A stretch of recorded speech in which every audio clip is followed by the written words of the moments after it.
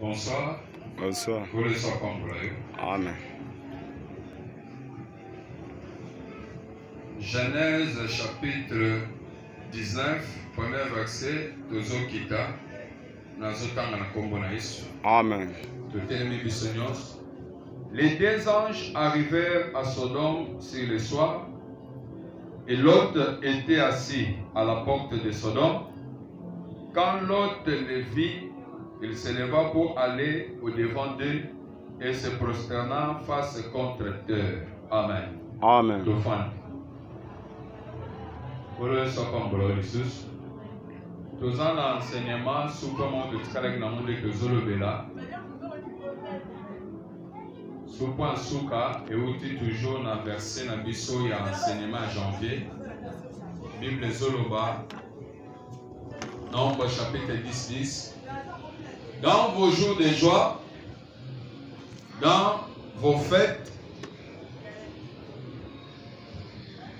dans vos nouvelles lignes, vous sonnerez de la trompette en offrant vos holocaustes et vos sacrifices d'action de grâce, et elles vous mettront en souvenir devant votre Dieu. C'est-à-dire, geste batuba composé, il y a holocauste, dans le remerciement, n'est que ça la que, et tchabiso en souvenir devant notre Dieu. Bien aimé, tikana me kabu rappelé yo, kosunga manakati na bib, kosunga manamakamana nzam, et dépendaka na effort à mutute, et dépendaka na nzam, ni na mutu na nzam. Mutu na nzamba koyoko tele mazoloba ndenge Samuel abandaki kolela mpo na Saul. Nzamba lobi tika kolela mpo na ye mpo na si nasali nini nabwaki ye na oyoko te na si napesi yo mutu mosusu komone David kende lokotya mafuta likolo na ye nde nazosala nini nazokangola Israel. Soki otali ke mutu na Nzambe Samuel Nzambe nde mitatie ye. C'est-à-dire, quand nous avons sambeli et que nous avons exaucé rapidement, nous avons exaucé Malamoko, tout comme nous avons exaucé dans notre Pesangota, et ça, il y a que mon attention dirait réponse au Tarapa Moutunanzam. Non. Dieu est souverain dans quatre Makamunaye, réponse à la mission sur le Tarapa Moutunanzam et pas Nzambé. Je voulais dire. C'est pour dire quoi? Ce que tu façon d'obtenir pour la mois mobimba janvier, et ça, une des façons il y a une prise de conscience par rapport à Yena Nzambe pour Nzambe Akanisaï. La petite chose on a bien. Amen. Bazoloba, vos holocaustes et vos actions de grâce. Ndeko sala kecha bino en souvenir devant Dieu. C'est-à-dire, soki nzamba ko kanisa Jano, soki nzamba ko kanisa Mama Esther, soki nzamba ko kanisa Samuel, soki nzamba ko kanisa Mama Nancy, au kanisa bango pambate, au kanisa bango pone loko moko bosali e bendi présence na ye. Amen. Amen. Mukileza ya nzambe, e batu na nzambe, bana na nzambe baze belé. Nzamba ko chaka miso panote. Mais zana ba acte mutakoko za la poser, ba acte les osala qui est en présence de Dieu. C'est-à-dire Nzambe continuellement azako kanisayo, azota la salanine. Et on avait dit que lorsque Dieu se souvient de quelqu'un, Nzamba yaka kotatone te pa lukanini ya kosala. Mais Nzamba yaka pa kokisa destiné na ye na vie na yo. Alléluia. Amen. Ayaka kokisa makambo ya loba, makambo ya bongisa, makambo ya bongisa po esalema. Tango Nzamba kanisi kabimisa Joseph, abimisa ki Joseph na prison pambate, Joseph abima Nzamba créer scénario. Ti mukonza lota ndoto po babenga Joseph. Oh Joseph a qu'elle ne retrouvé destiné na ye à cause de la mukonzi. Et mukolo Joseph abimi a retrouvé pas destiné na ye, a zo expliqué ndoto, a zo ebisa mukonzi roi Pharaon boy. Si le roi a vu les songes se répéter, c'est que la chose est arrêtée ainsi et elle ne tardera pas pour s'accomplir. Pour dire quoi? Na moment répétition d'autres salami roi, oloti boy, oloti amolisus, oloti. C'est que l'okwane s'est arrêté bongo, c'est chamé salama bongo. Mais le kona nzamba zoko insister à la kisi bongo mbalebele, et que vous me la tepe kokisam. Et nzamba simi mutema roi solo ba mayela boy to komona ngwa. Et si photo to magazine biloko to bomba, mayele faut utaka pana yo. Yonde diriger makambo. Nzoka nde kopesa Joseph Kibokonzi. Joseph azako se retrouver ce qu'on a destiné naï. C'est pour dire quoi? Sur la destinée, il y a vie à moto. Ce que nous avons orienté au thé, ce que nous avons fait, ce que nous avons dirigé au thé, et c'est difficile pour réussir au coup Amen. Pour ta destinée, peut-être que vous avez fait ça, au sala côté mabé, au sala côté mabé, au sala na protéine mabé, au kendela on a tra mabé. Aux autres tâtonner, mais jusque là, makambo nzamba yaka loti sakayo, makambo ba yebisa kona ba prophétie. Na kati makambo wana destiné na nzambe za na kati wana. Votre destin y est. Quitte à vous, ya kosala effort. On nous comprendre nzamba zolo bani. Joseph amonaki ki ako gouverner. Bande connaît ba limboli balobi ke toi tu régneras sur nous. Oui, il a régné sur eux. Azaki mokonzi bango se comme ko la chef. Dans tout ça, Nzambende akanisi Joseph Passani. Abibise na prison akomise mukonzi. Tika ete Nzambo na zoteya. Jésus-Christ de Nazareth. Le roi des rois, le ressuscité du troisième jour. Tika ete Nzambe akanisi na musala nesto sa na kati na janvier. Amen. Nyonso ese lobami na musala oyo. Ela tanzoto pe na vina yo. Amen. Mutu nyonso akoki s'appliquer. Nzamba kanisa ye. Nde yo kotolobi. Tokosala effort. Et que ça la coutume dans mission dans l'église. Que chaque début à moi, il faut que ça la dédicace. Chaque début à moi, mon tout fait dédié moi na ye panza. Nde dimanche le retour ça la moi. Kola pambra. Amen. Bible zoloba.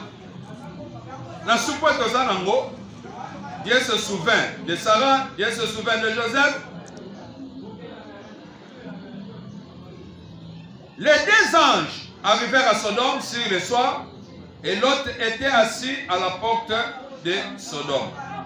Quand Lot le vit, il se leva pour aller au-devant d'eux et se prosterna la face contre terre. Ce comportement Lot a affiché.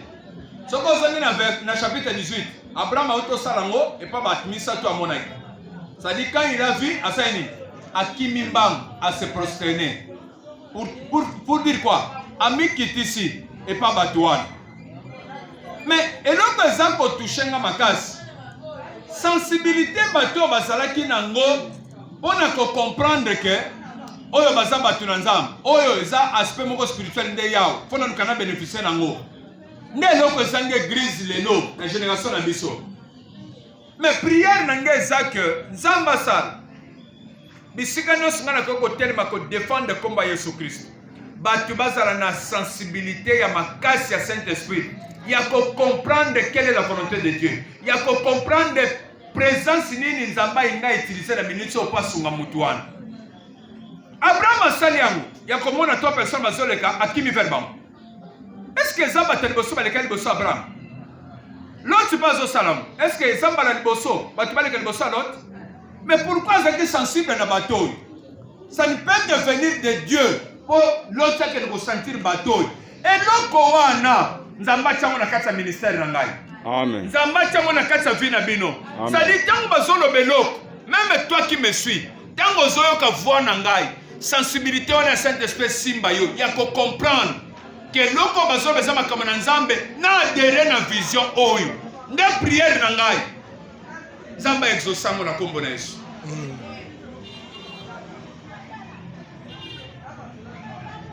Il se prosterna la face contre terre, puis il dit: voici mes seigneurs, entrez, je vous prie, dans la maison de votre serviteur. Ah! Batwakala. Kona basali nzambe. Kona makamuna nzambe. babandaki kowelela koatire bénédiction, koatire faveur na Nzambe, koatire présence na Nzambe na bavi na bango. Bazoluka basala. Mais lelo ozokuta nazolela po église longwa. Si le 15 ans, faut toujours solution église. Faut tikela bato esika baba no sala misala kotonga bandako na bango. Mozokuta mutu azokipe yo azate. Mutu na mutu kala na intérêt na ye. Mais intérêt nini yo zona na o eleki ko bombi se panza. O ezake loko ko saleke bunga te na vie na yo ni na vie ya postérité na yo. De génération en génération Nzamba ko bokanisaka ke asala na bango batu minene. Oyo Nzamba so sa David na kosala ke héritier zanga te na trône na yo po lingi otongela nga temple te tika. Bana no nde bakoya ba osala ngo. Mais so ya pona nini? Nzamba azotala intention ya David pona konuka kosala Nzambe na ye. Mais le ezate okokotela mosolo babazo critiquer yo. Bango balika mbongo. Mais mosala Nzambe tambolaka na mbongo. Évangélisation ezosenga moyen. S'il faut to panza sangwa Yesu ezosenga biso pe ba moyen. Nzambe akopesa biso yango. Apesa bango pe na nzela bato oyo bazoyoka biso. Bazalaka pe ba provision na biso par rapport à mosala Nzambe apesi sans kayeba. Sans qu'à comprendre que Nzamba dispose nga nde na sunga mosala oyo. Nzamba dispose kinga na yoka ponga na sala quelque chose. L'autre azowelela ndenge ka Abraham asalaki. Mais l'autre si bakabona na Abraham akenda ofana musika na Sodome na Gomorrhe. Abraham atikala côté mususu. Mais acte Abraham a posé, ne acte l'autre asali azo posé. Yo poso yo kangai, na yo pe muto zo talango. Acte yo bato bazo posé. Est-ce que biso no se soucie au papa azana na kati ya église oyo? On a solution église. Est-ce que ko posa la pe kati na yote?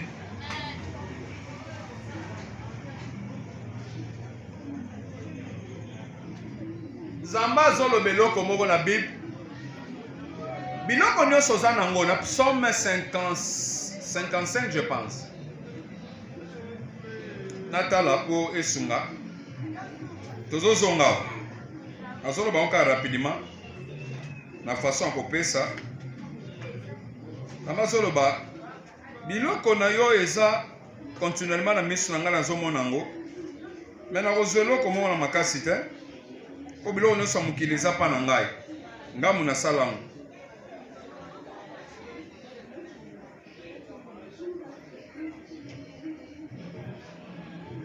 Oui. Psaume 50. Bible Zolo Baboye.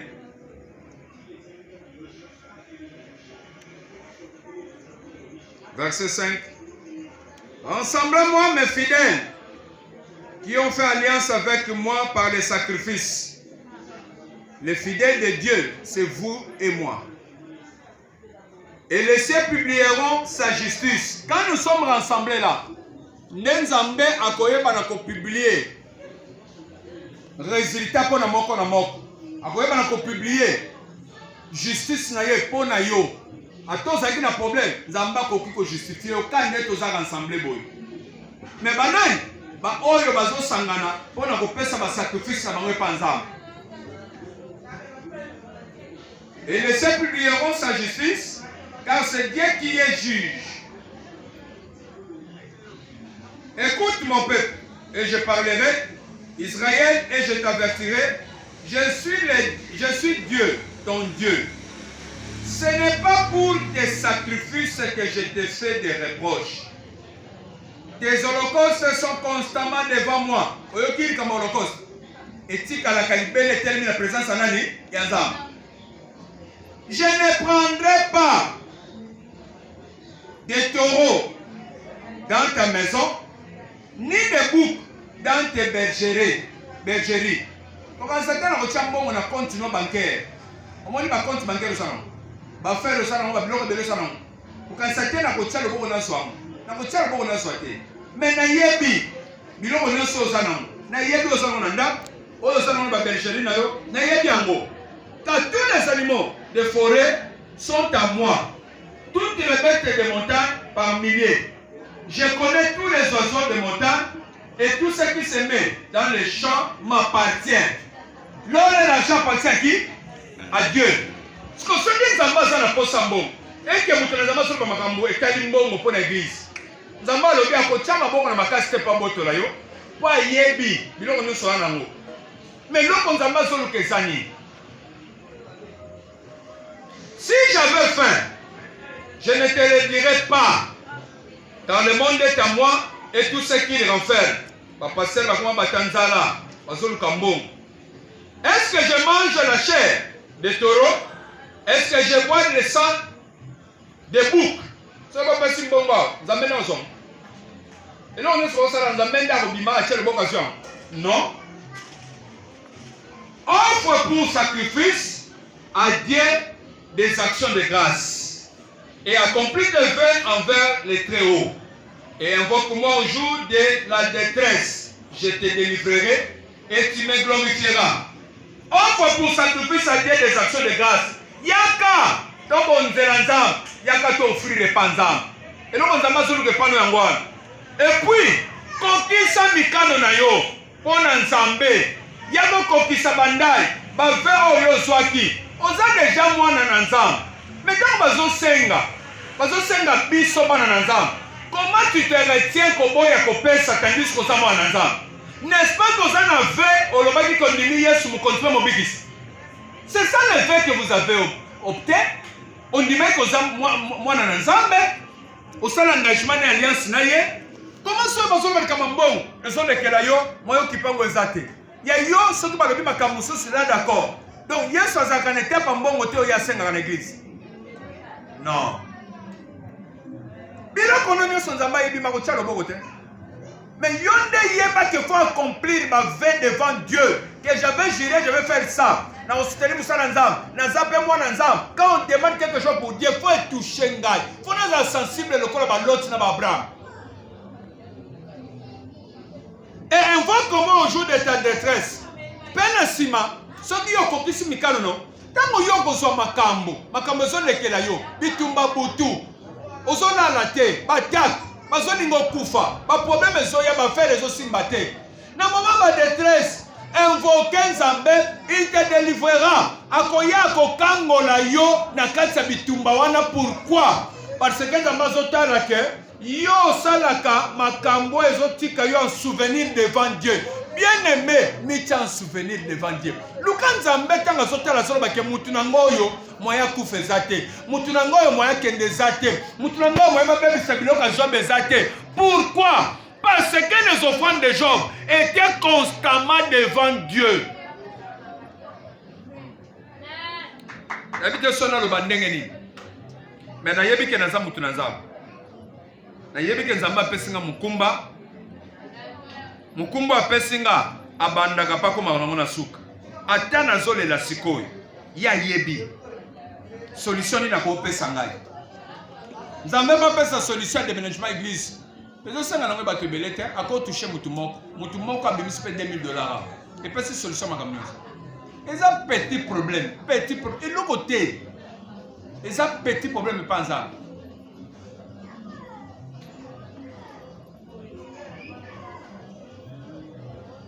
Dans son la Genèse 19. Puis il dit, voici mes seigneurs, entrez je vous prie dans la maison de votre serviteur et passez-y la nuit, lavez-vous les pieds, vous vous lèverez de bon matin et vous poursuivrez votre route. Non, répondit-il, nous passerons la nuit dans la rue. Mais l'autre les pressa tellement qu'ils vinrent chez lui et entrèrent dans sa maison et il leur donna un festin à sa fête. Mouta ça la fête. Ba moyen ça te zade. Akananga ça la fête. Dans vos jours de joie, dans vos fêtes, c'est-à-dire muta comme on a niveau le mwe kaka ya sengo ko sepela, ma comme capable ya ko fetaka. Fête yo bimela ya brusquement. L'autre a célébré par le fête wana c'est pour sabatwana. Pourquoi? Parce qu'il avait des moyens. Nzamba comme ça comme na niveau. Et non que le collège a cap mutakufi siko bazo bengo siko que muta za l'hôpital zo senga mbongo d'urgence faut passer la césarienne oza capable bimisa 18 000 $, 1000 $, à voyager le lot pour que ne poto basalango. Pourquoi? Parce que ça n'a bon. Et étape wana et yaka na vie à montre. L'autre ça se fait. Na moment ya mi bato wana asalisi festin moko wana. Et fit cuire des pains sans levain et ils mangèrent à la Bibilo. Ils n'étaient pas encore couchés que les gens de la ville, les gens de Sodome entourèrent la maison, depuis les enfants jusqu'aux vieillards. Toute la population était accourue. Ils appelèrent Lot et lui dirent: où sont les hommes qui sont entrés chez toi cette nuit? Fais-les sortir vers nous pour que nous les connaissions. Awa mboka bombeye mikolo tina bana mike. Bayewa na porte ndako ya Lot. Bazoe salot boy. Wapi batumi baloto moni ya mibali bakoti na ndako no. Bimisa bango biso poto connaître bango. Quand on dit pour que nous les connaissions ni, c'est-à-dire ndenge mubala sakana mwasi bango pe bazwa mibali wana bongo. Et puis ça on a très bien. Amen. Et puis ça on a très bien. Amen. Ne makambe baneko le kana Sodome na Gomorrhe. C'est-à-dire mibali mbele bazozwana basi na basi bazozwana bazosala abomination moko oyo nzamba ko supporter te. Ndio monita nzamba longa na chapitre 18 pa Abraham alobi azoke Sodome ke loboma alobi est-ce que na kongo bombela Abraham makambo te fona yebisa ye. Nda yebisi Abraham et puis atindi ba anjimi bale bakei po bakene ko sala constat sur place ba yeba pene zabongo to bongo te. Yango yo kitango bazo l'autre a dit que beaucoup de gens ont dit la libanda. On a dit pas constater penza. Mais le colère, l'autre après ça qui va abonner le bango, va continuer à aller panaye. Le temps va se vendre la boutou, mboka mobimba, na mikolo na bana mike. C'est-à-dire ça na moment mususu. Okoko comme on a presse mususu mboka mususu zotala, na mikolo na bana mike bazo sala mabe na niveau moko moyen supporter zate. Nelle génération na biso nyo sozali. Nzamba sa la grâce, bana na biso bazo sala na sa ombrage ya Saint-Esprit. Molimo na Nzambe kangela biso bana depuis le bas âge. Bana na biso basima na molimo na Nzambe, ba dérouter te. Ba connaître mabe wana te. Ba kota na abomination te. L'autre sortit vers eux à l'entrée de la maison et ferma la porte derrière lui et il dit: mes frères, je vous prie, ne faites pas le mal. Voici, j'ai 2 filles qui n'ont point connu d'homme. Je vous les amènerai dehors et vous leur ferez ce qu'il vous plaira. Seulement ne faites rien à ces hommes, puisqu'ils sont venus à l'ombre de mon toit. L'autre abonné, bon, on rebondit là. Nazana bana basimi bale basaba vierge, na mukasimi bangote. Bonsoir, solo boko sala bo sala. Mais bana mibali, bino bo so bango comme basi na bino, na ko permettre bino ngote. Awa eza Genèse awa pasteur azato aote ya bango. Mais bazo poser ba acte oyo nzamba zo ko inspirer. Pour apesa leçon pa ba. Mais le lotala makambo ni zo salim. Soko kuti mwana no bani ba jaboy. Eza malédiction. La ndela na délivrance ko sakana te. Eza musisa mabe ekoti kati na ye. E bitumba wana ezaka makasi. Po etika mwana wana. Il dit: retire-toi. Il dit encore: celui-ci est venu comme étranger. Quand il est et il veut faire le juge. Eh bien, nous te ferons plus qu'à eux. Bisson do salon n'est pas na yo. Occasion pour te mettre dans ton monde à quand tu es banni to bengo vieux job. Vieux l'autre. Bon, le corps yo moins intervenir pour la bango. To so yo moko. Ah! Tango banji ba yoki na kati ke elinge kwelela nde Lot na place na bango et pressant Lot avec violence pour bakangaye, ils avancèrent pour briser la porte. Les hommes étendirent la main, firent rentrer Lot vers eux dans la maison et fermèrent la porte. Banji mi bale ba fongoli ba bendi Lot na kati ba kotie ba kangi porte. Et il frappait d'aveuglement les gens qui étaient à l'entrée de la maison.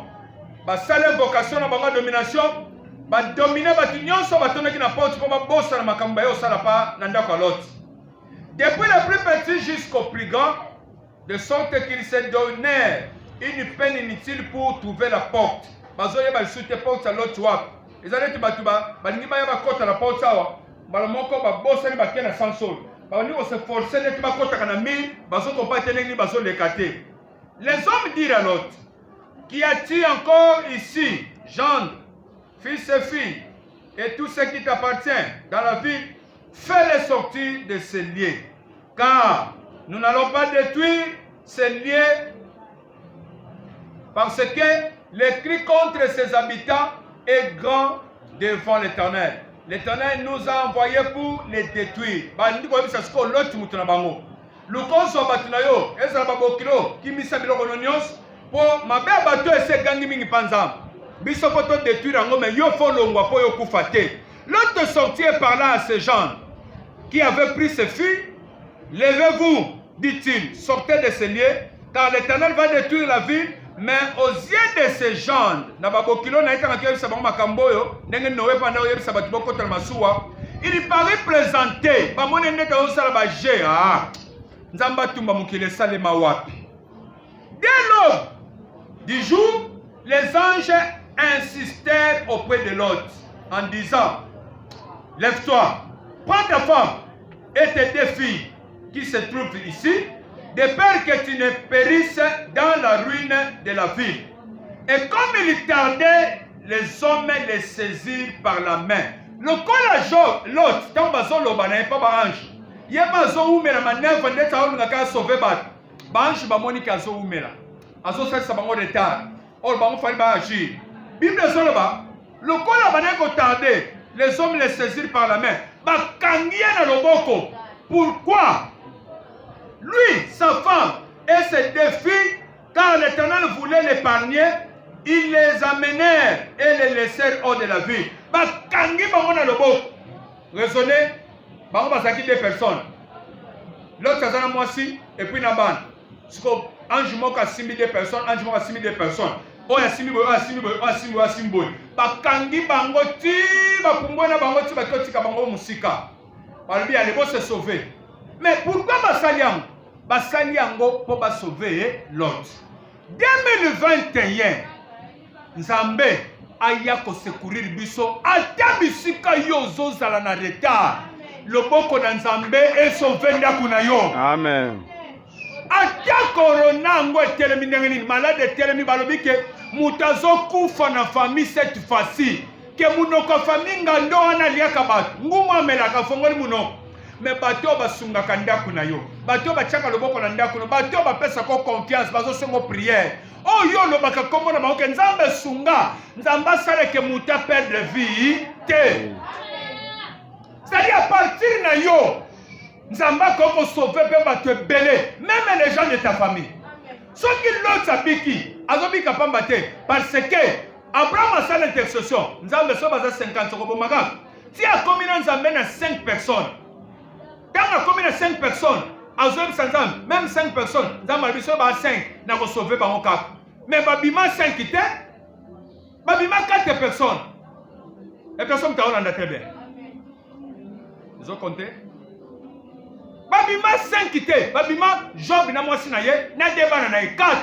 Mais pas Nzambe. Abraham a intercédé 5 personnes. Mais Nzambe a sala à cause d'Abraham. À cause de Moutonazam. À cause de Moussala Nzamba Pessingai. Pour là, mon Nzambe ça la partage na bino. Amen. Na zolo bango na mutema na nga mobimba. Nzamba sala kakena via Moutonazam. Abandi na ye na passe. Na batu musuba ze lokote. Mais batu wana bazui forme babongi na maboka mutu na Nzambe wana na kombo na Yesu Kristo. Amen. Batu wana bakomi témoignage bakomi bakolone église oyo batu soki baye bazoloba oui biso nde tobanda mosalo abanda na passe e batu wana nde bazosala ke batu nyonso bazoya barespecte mutu na Nzambe wana ke oui toyebi mpe tobanda na ye ndenge Nzambe atomboli ye tiki esalema na kati ya vi na yo. Amen. Orate lipamboli ya église oyo te. Nzamba banda kopesa promesse que biso tokoza l'église moko référence. Asoro bango tongo na sana pasteur ngai. Tokoza l'église moko référence. Et que ça le mana kombo na Yesu. Amen. Yo koza la référence à famille. Que batino so bazo dépendre na nani? Na yo kende ko na biso tel. ndenge na zolo baboy elata nzoto na vie na yo eza semaine ya bénédiction ndenge na bandaki yango depuis le 31 bénédiction wana nazo continue kodéclare yango elata nzoto na kombo na Yesu Kristo likombo lia église oyo mutu na nzambe atambolaka nango ezala partage na bino elanda bana elanda bato nyonso bazijo eloti na mwasi na bana bamemi bango mbango ti babimisi bango likolo mpona nini nzambe alingaki épargne bango bakufa te. Après les avoir fait sortir, l'un des deux, sauve-toi pour ta vie, ne regarde pas derrière toi et ne t'arrête pas dans toute la plaine. Sauve-toi vers la montagne de peur que tu ne périsses. L'autre leur dit, oh non Seigneur, voici, j'ai trouvé grâce à tes yeux et tu as montré la grandeur de ta miséricorde à mon égard en me conservant la vie. Mais je n'ai pu me sauver à la montagne avant que les désastres m'atteignent et je périrai. Voici cette ville est assez proche pour que je m'y réfugie. Et elle est petite. Et elle est petite. Oh, que je puisse m'y sauver, n'est-elle pas petite? Et que mon âme vive. Et il lui dit, voici, je t'accorde encore cette grâce. Hey! Zamba yako accordé sous cette grâce. Amen. Voici, je t'accorde encore cette grâce. Au moins, on salaki ko wumela, hein? Au salaki ozo wumela, wumela tant on a Sodome et Gomorrhe. Na sakini na sauvé yo, na memi yo. Tango Salomon tena zo sambela la bakini. Tango na teki makamba ya dimanche. Que soki atato sali mabe. Soki to zongi te ko lela na ndako. Telemi na présence de nzambo salani olimbisa biso otosi totika ki ane na biso na maboko na yo siko azoye bisebo oto sala ba retard na sauvoti ao. Voici encore maintenant je t'accorde cette grâce na ngina bisa mutu moko tika te nzamba accorde lisusu grâce a pesombo. Amen. Nzamba accorde lisusu grâce ke balukaki liwa mais nzamba préserver ya pesi yo vie. Amen. Na lobi ke nzamba préserver yo bisiko zona nanga musika na fui d'ici nzambe atelema marge bitumboyo lokola boya ki okufa na AVC asali koza na vie nzamba préserver luso na vie. C'est ça la prière de l'homme et de Dieu. Amen. Prière na ngai na ndako na ngai na mwasi na ngai pour vous là eza nde nzamba préserver na vie. Kobanga te biloko zolota kaka kobanga te eyaka po muta perdre foi. Mais ce qu'on monyango, oyebisango okosi. Amen. Bosi bo gagner ki na kufa menzamba sala kinini aboyaki. Nenga boyaki na bokufa pe te. Je vivrai et je raconterai les œuvres de l'Éternel. Lobana bango na komo na Yesu Kristo. Amen. Neto sozola na tebe. Amen. Nzamba accorde yo grâce ya kosimba mbongo. Osomba ba voiture. Amen. Osomba ba voiture na vie. Ngai yo pe na somba voiture na vie. Na somba ba voiture na vie. Nzamba accorde ngai lisusu grâce ya osani. Ya kosomba ba biloko wana. C'est-à-dire na posséder biloko wana na sa pouvoir na ngai. Amen. Ngai na zoloba, esa la pe passage na yo. Alléluia. Esa la pe vie na yo. Amen. Esa le mana kombo na Yesu. Na telemi pona ko engager l'Éternel des armées que nyonso na zoloba par le nom puissant de Jésus-Christ. Esa la ngolu ezotambola na kati ya peuple. Amen. Likola batu nyonso bazolanda biso. Soki aza na douleur moko komplikaka yo, nzamba salo grâce à guérison na kombo na Yesu. Amen. Voici, je t'accorde encore cette grâce. Et je ne détruirai pas la vie dont tu parles. Hâte-toi de te réfugier, car je ne puis rien faire jusqu'à ce que tu y sois arrivé. Là, je suis là. Na accordé yo batama kasao. Afana siki sana tumba yo kotana nkuna. Tant que non okotite moyen pe na tumba mboka ezate. Tant que biso ton tozu bola muté. Nzambe pe moyen tika biso ezate. Tant que yo osimbi bilaka nzambe te moyen pe balia yo ezate. Tant que yo obotina nuté moyen ba kende ko compliquer vie na yo tisuka eza te parce que kolo akotelema toujours pa ba liso pa peso mabota. Amen. La peut-être somme de Amen. Amen. Kolo sa pambola. Amen. Téléphone est déchargé quand on a noté.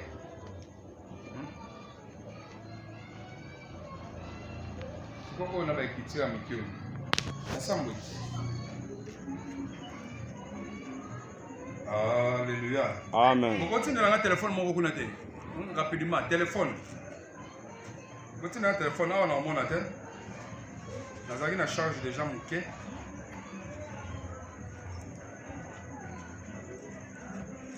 Nous avons mis le téléphone pour Miss Manga na mon. Ça là, ok. Attends, je le prends. Merci.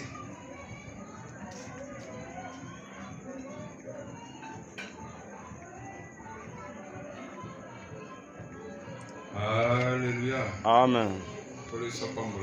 Amen.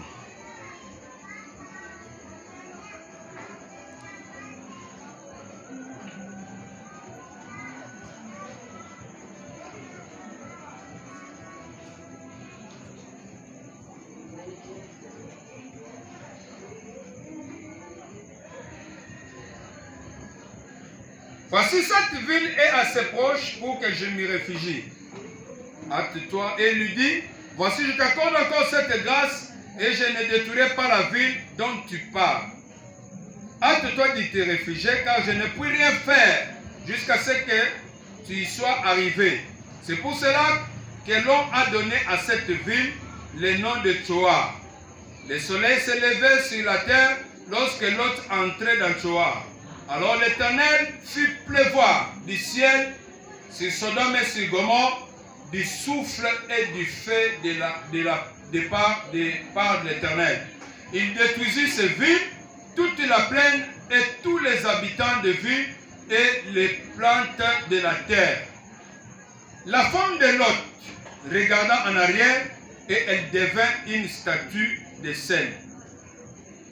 Abom se leva de bon matin pour aller au lieu où ils étaient tenus en présence de l'Éternel. Il porta ses regards du côté de Sodome et de Gomorrhe et sur tout le territoire de la plaine, et voici, il vit s'élever de la terre une fumée, comme la fumée d'une fournaise. Lorsque Dieu détruisit les villes de la plaine, quand Nzamba tumbi bamboka nyonso bangomboyo, il se souvint d'Abraham et il fit échapper Lot du milieu du désastre par lequel il bouleversa les villes où Lot avait été établi sa demeure. Alléluia. Amen. Lorsque l'Éternel détruisit ces villes, il se souvint d'Abraham. Quand Nzamba a détruit ma ville wana, a se souvena qui n'Abraham pas salani. Pour sauver Lot a koufaté. C'est pour dire quoi? 2021, à cause il y a l'Holocauste, à cause il y a l'action de grâce, il y a un que tu as un souvenir. Et que ça là que, Nzamba ko ça là que, ezala yo, ezala famille, ezala ba frère, nyonso ko appartenir, et ko appartenir, et comme vous en alliez na yo. Nzamba ko sala bolamu à cause na yo. Amen. À cause ya Abraham, Lot azala sauvé. Et ça qui était pas Lot, ba anjo ba sepel na ye. Non. Lot azaki déjà na mitif. Asa sala ki mabe, ya kotombokela Abraham pa kende nenga kende na Sodome. Ya ngoma na bimpe maboko pamba biloko nyonso ziki kuna. A récupérer tel côté. Mais azombi ka cause qui? À cause ya Abraham. Tika te prière yo salio. Makambo solo bi pour 2021. Ataba yeke liwe kota na ndaku na yo bakosi. Amen. E kokota te bakobeka. Baluki babebi solo mwana. Muto kuta zo ko sa musala atake mwana na yo. Tikate mopanga na Nzambe salani. E kata ya kufa ndenge roda kupaki. Amen. Muto akotelema. Baluka détruire yo. Nzamba kita détruire parce que Ozali eloko na Nzambe. Vous appartenez à l'Éternel. Comme nous appartenons à l'Éternel, tant que nous sommes en souvenir devant Dieu. Amen. Nzamba kanisa yo. Nzamba atala yo souvenir. Nzamba koko landela yo. Quand nous sommes yo comment on sala na 2010. Na 2020. David azosala mabe masumu mais nzamba zoloba David l'homme selon mon cœur mais tala David azobotola na basabati abomina iri mais nzamba zoloba l'homme selon mon cœur bonani nzamba zalaki ne siko bana kotali la David azosama comme lokola nzamba c'est-à-dire soki lu attaqué nyama moko na kati ya zamba oyo aza mpate ye comme berger mobateli azo attaqué lu wana akombattre ye mpe asauve mwana mpate wana c'est-à-dire eza image nzamba asalaka ntango bandoki ntango monguna satana attaqué biso nzamba ayaka abundeli biso adelivre biso abomi meme bandoki wana siko nzamba azoloba aza l'homme selon mon cœur c'est-à-dire ndenge nzamba asalelaka formule nzamba azalaka nango ndenge David azalaki elingi bate masumu David azosala nde akokana na nzambe te kaka na eloko wana nzamba azotali na kati ya zamba alandi lion abomi ye asauve mpate alandi ours David aye akomi mokonzi avant koma mokonzi aza général epa Saoul azokende kobundela Israel po apesaka Israel avantage mutu na nzambe aza wana po eglize ezwa avantage po eglize esepela lokola nzambe azopuse pa na ngai grâce atie kati na ngai ezala votre faveur. Amen. Ozoyebisa nzambe maloba ce soir souviens-toi de moi tellement likolo toyebisa nzambe maloba ozokende osala priere ozoyebisa nzambe nalingi ose souvenir na ngai soki eza na bolamu moko oyo okotala mpo okanisa mpe ngai nalingi ete okanisa ngai na eloko wana tosambeli na kombo na Yesu Kristo.